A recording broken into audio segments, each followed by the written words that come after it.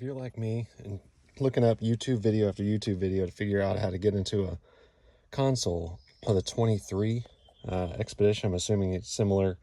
Maybe a 22, 24 is going to be the same.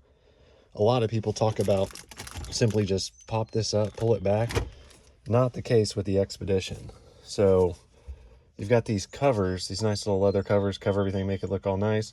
You need to get these off, which have a couple of little clips in there that you have to get off. Try to be very gentle with it. But there's two screws that are going to be holding the actual middle console together. Without removing those, you're not able to physically pull this up and get access. Once you get access, then you can get into underneath. If you drop anything behind the little crevice of no return, is what we'll call it here. So you can always kind of fix the problem there and make sure you can get everything.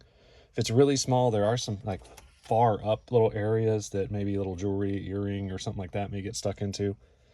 But you can pretty much bend your arm up and around inside there. Sorry, it's a little dark. But you can get around to a bunch of different areas within that. There are cables that you can leave connected, but it does allow you to kind of get in there. You can always disconnect them if you need more access.